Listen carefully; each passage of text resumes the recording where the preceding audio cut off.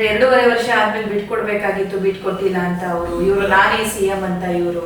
ಇಂಥ ಸಂದರ್ಭದಲ್ಲಿ ನಾನು ವಿಚಾರಗಳನ್ನ ಚರ್ಚೆ ಮಾಡಿದ್ದೆ. ಅಂದ್ರೆ ಪರಿಸ್ಥಿತಿ ಸೂಕ್ಷ್ಮವಾಗಿದೆ ಅಂತ. ಪರಿಸ್ಥಿತಿ ಸೂಕ್ಷ್ಮವಾಗಿದೆ. ನಾವು ಹೇಳ್ತಕ್ಕಂಥದ್ದು ನಾನು ಈ ನಿಮ್ಮ ವಾಹಿನಿ ಮುಖಾಂತರನು ನಮ್ಮ ವರಿಷ್ಠರಿಗೆ ನಮ್ಮ ರಾಜ್ಯದವರೇ ಈ ದೇಶದ ಕಾಂಗ್ರೆಸ್ ಪಕ್ಷದ ಅಧ್ಯಕ್ಷರಾಗಿದ್ದಾರೆ, ರಾಹುಲ್ ಗಾಂಧಿ ಅವರಿದ್ದಾರೆ, ಎಲ್ಲ ಇದ್ದಾರೆ, ನಾಯಕರುಗಳಿದ್ದಾರೆ, ವೇಣುಗೋಪಾಲ್ ಅವರಿದ್ದಾರೆ, ಸಮರ್ಥರಿದ್ದಾರೆ. ಅವರು ಇನ್ನು ಇಷ್ಟಾಗಿರೋ ಬೆಳವಣಿಗೆ ಸಾಕು, ಜಲ್ದಿ ಕರೆದು ಒಂದು ಅಂತಿಮ ತೀರ್ಮಾನವನ್ನು ಹೈಕಮಾಂಡ್ಗೆ ಮಾಡೋದು ಸೂಕ್ತ. ಈಗ ಅವರು ನಮ್ಮ ಸಿದ್ದರಾಮಣ್ಣವರು ಮುಖ್ಯಮಂತ್ರಿಗಳು ಹೇಳ್ತಾ ಇದ್ದಾರೆ, ನಾನು ಹೈಕಮಾಂಡ್ ಹೇಳಿದಂಗೆ ಕೇಳ್ತೀನಿ, ಅವ್ರು ಕ್ಲಿಯರ್ ಕಟ್ಟಿದ್ದಾರೆ.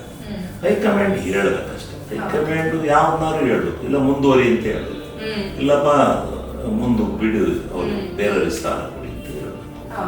ಈ ರೀತಿ ಅದನ್ನ ಹೇಳ್ತಕ್ಕಂಥ ಜವಾಬ್ದಾರಿ ಹೈಕಮಾಂಡ್ ಮೇಲಿದೆ.